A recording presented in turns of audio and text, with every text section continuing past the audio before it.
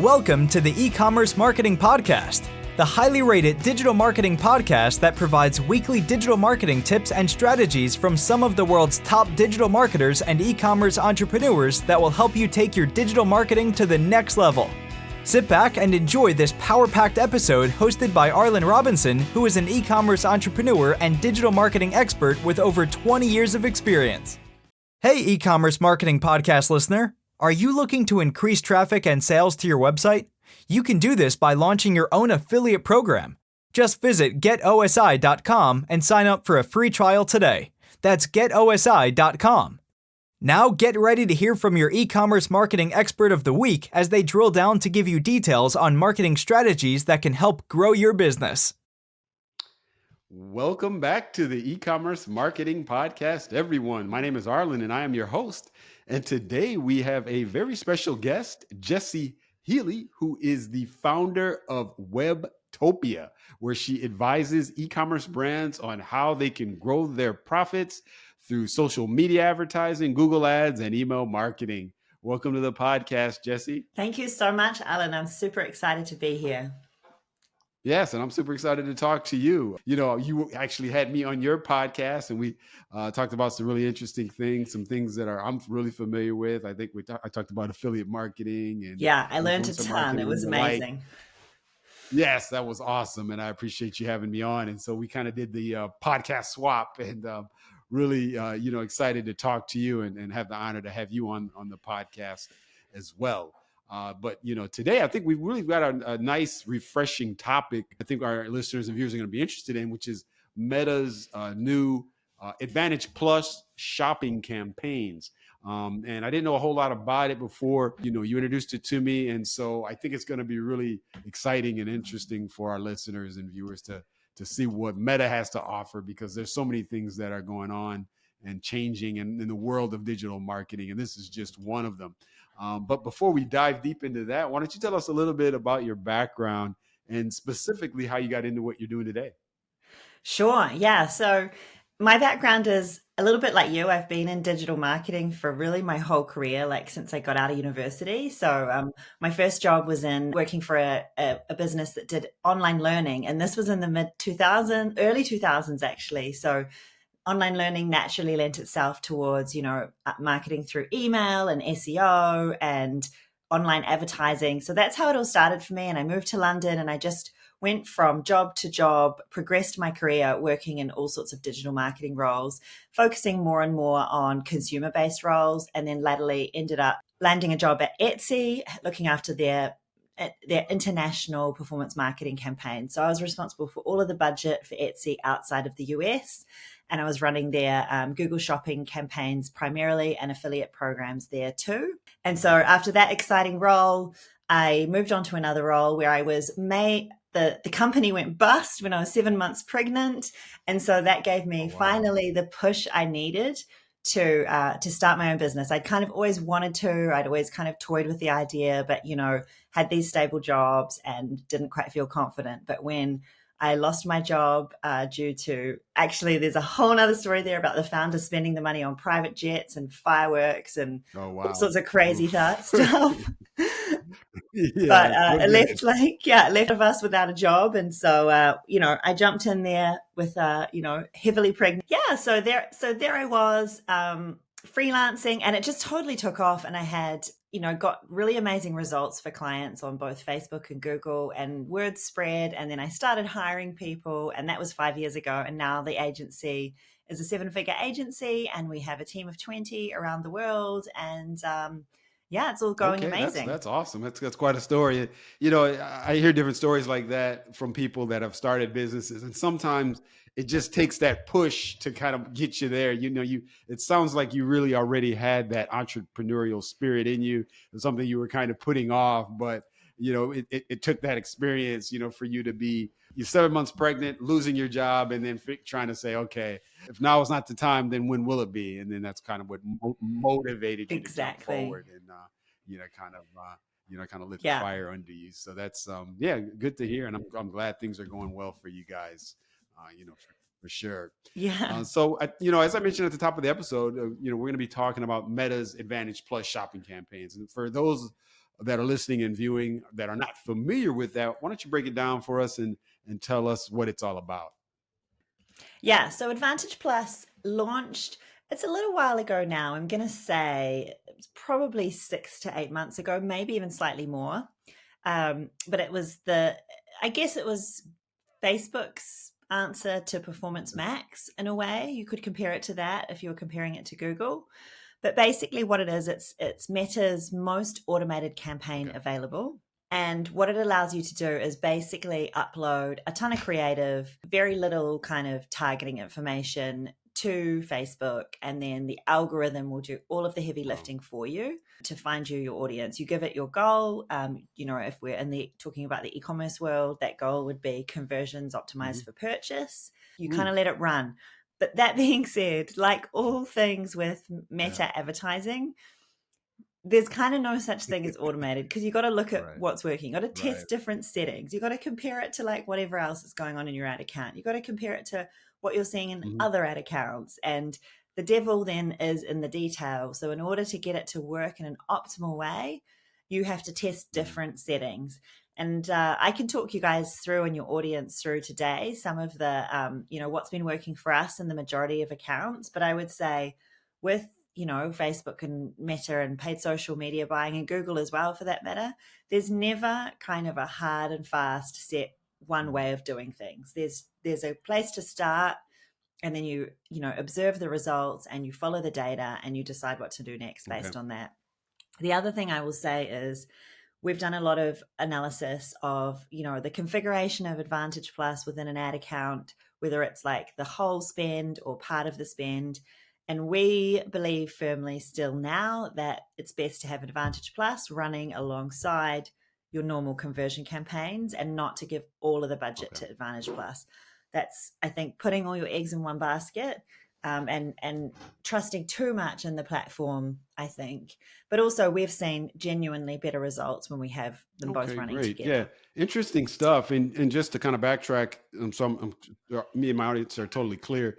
So when you say upload, you're able to upload a kind of a ton of creatives. You're talking about just graphic things, very little content, and it's able to analyze what your goals are, and then come up with specific ads based on just that content and based on those graphics and your goals. No. So it hasn't gone as far as, I guess that is what Performance Max to an extent does. You can upload static images and then it will kind of turn them into videos. No. So in the case of Advantage Plus, what we're doing is we're developing ad concepts, we're developing video ads, we're developing, static ads, carousels, all of those things. We're developing those maybe elsewhere in the ad account. A lot of times we might test ads in the more traditional way in the ad account, and then we're putting a whole lot of them into Advantage Plus. So Facebook advises 20, or Meta, I should say, advises 20 to 30 creatives per campaign. That's a lot, right? That is a lot of ads to have to develop. We, at my agency, we aim to have at least 10 pieces of creative, and we do find this tends to be, we get good results when we have 10 pieces, and then if we have more, we might add more, but 10 is kind of our basic minimum for this campaign type. And this makes it quite different from, for instance, a conversion campaign where you typically would aim to have no more than 3 or 4 ads live unless you had a very large budget. So that's kind of a different factor here. There's less kind of manual switching on and off of ads, and you're just kind of giving Facebook the free rein to run with them. Yeah, that makes sense. Yeah, I mean, it really just seems like this is with the machine learning, this whole AI. It seems like, like you said, it's doing a lot of the heavy lifting, but it's still not, or at least now it's not at the point where it's a kind of a set it and forget it. You can't just kind of add your creatives there and then let Meta go to town with it. And, you're still going to have to monitor. You're still going to have to make tweaks, but it sounds like it at least will get you going. Yeah. And I think there's a lot of talk about is media buying dead, and what's the role of agencies when, a lot of the stuff is being automated.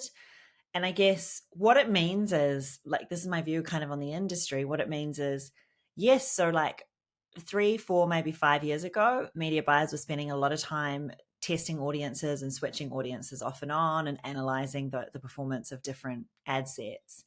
Now we're much more focused because the playing field has been leveled. So, whether you've got a good media buyer or not, the algorithm's doing a lot of that media buying activity for you. But now it means the bar's been raised for how good your creative needs to be, for how good your landing page needs to be, for how good your offer needs to be. And that couple that with there's so many more e-com brands out there, they're all getting more sophisticated. So actually, in a way, whether it's an agency or an in-house team, the talent and the expertise that's required to make an ad account work, I would argue is higher. It's just a different maybe set of skills or a different, it's kind of more strategic now rather than pushing and lots of kind of analyzing of audiences. So it's changed the game. It's definitely changed the game, but I wouldn't say it's automated the game. Gotcha. At least not at this point. Yeah, that makes sense. And I totally get that. And I can see how it has kind of upped the game a bit in a certain sense. I mean, how would this differ? So let's say the campaigns that are created with Advantage Plus, how do they differ from just, the traditional online marketing campaigns that you would just create, as an agency or just as your brand directly, manually? What would be really the difference?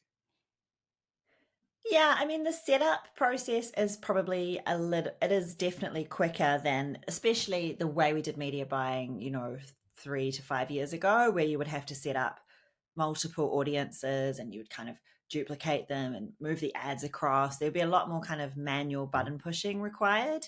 So, an agency might be structured more to have a lot of junior team members whose job it was to build audiences and build ads and then write reports on what's happening.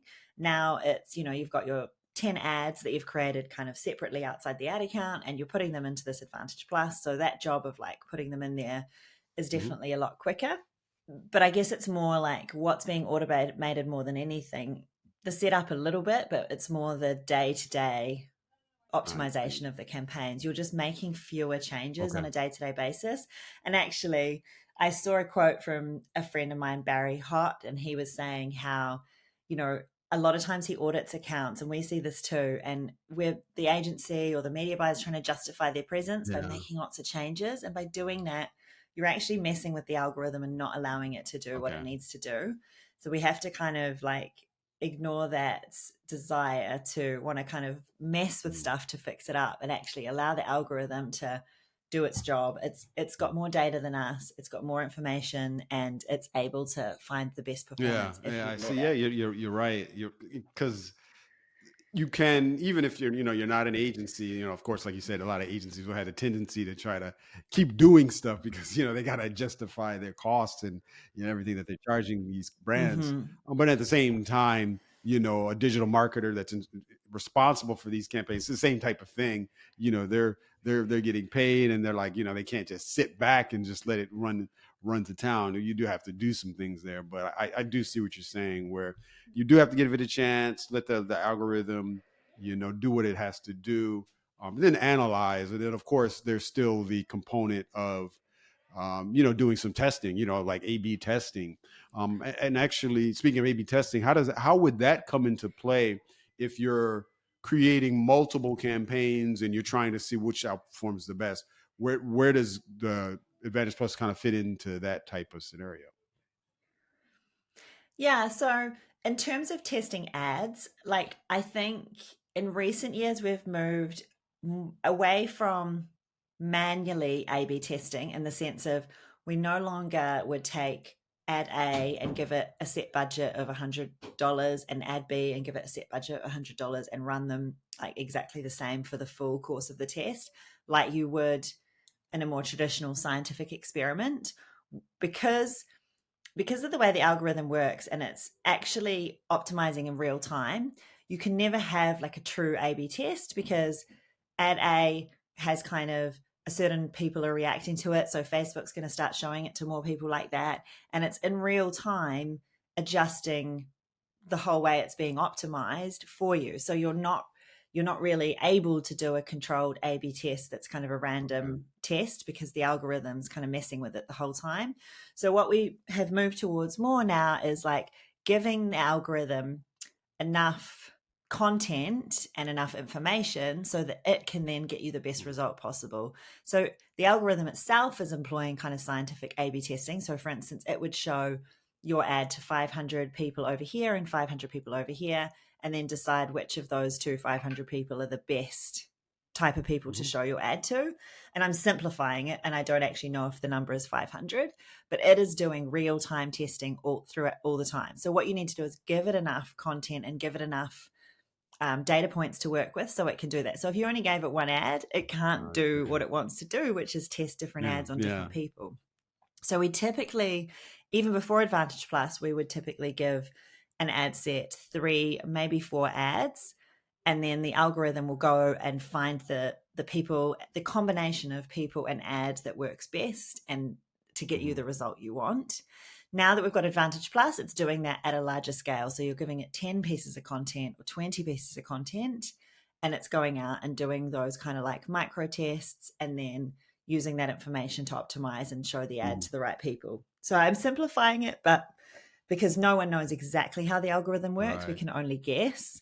But essentially, I guess machine learning has taken over really simplified manual A/B tests is what I would say. Well, that makes sense. Yeah. And thanks for that breakdown. Now, I know you've been working with this for quite a while, with your own company and with the brands that you're working with. Have you seen any specific industries or sectors where Advantage Plus been particularly effective? Yeah, I mean, I know for a fact, I work in primarily e-commerce, and it's amazing for e-commerce, like 100%. That's probably the best.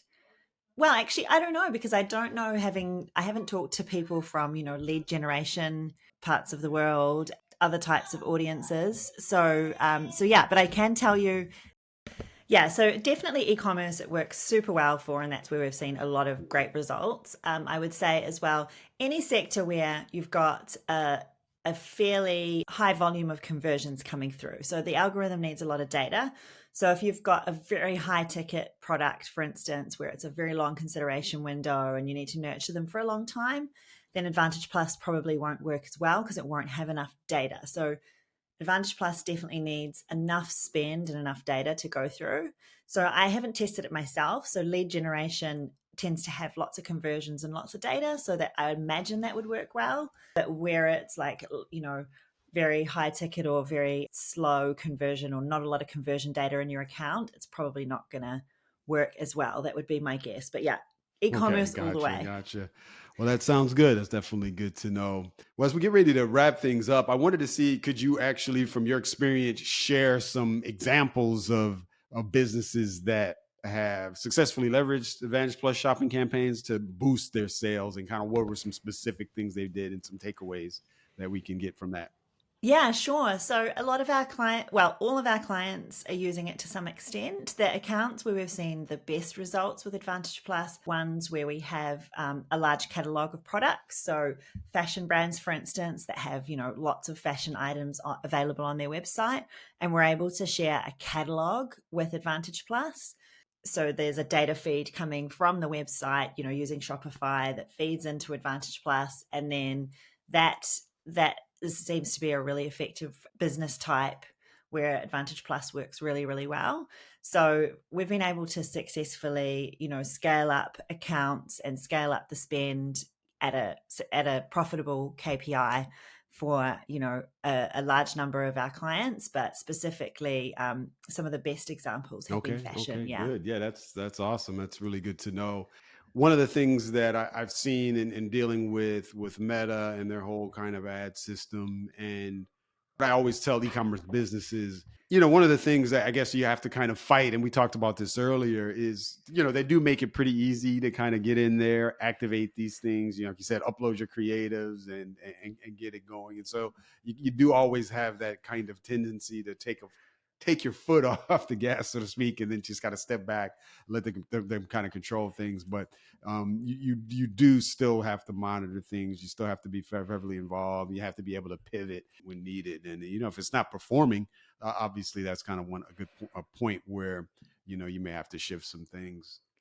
Absolutely, yeah. And Advantage Plus doesn't necessarily work for all accounts, but I would say if you're giving it a test, then make sure you give it enough time. So give it a couple of weeks where you're running it and you're giving it enough budget before you say, well, this didn't work for us. And make sure, again, you've got enough budget on it, you've got enough creative in there, and that you're kind of giving it the best possibility of being successful before you throw the baby out the bathwater. Gotcha. Well, that's good to know. Yeah, really good to know that you do have to give it some time. You may not see some instant results. So after a few weeks, you then want to kind of start to analyze everything. Yes, absolutely. Okay, great. Well, this has been an awesome conversation, Jessie. I've definitely learned a lot about Meta's Advantage Plus campaign. I'll definitely be able to kind of enlighten anybody that I'm talking to that's in the e-commerce space. And I know all of our listeners and viewers are going to get a lot out of this conversation. To close things out, I always like to switch gears a little bit just so our audience can get to know you a little bit better. If you don't mind sharing one closing fun fact about yourself that you think we'd be interested to know.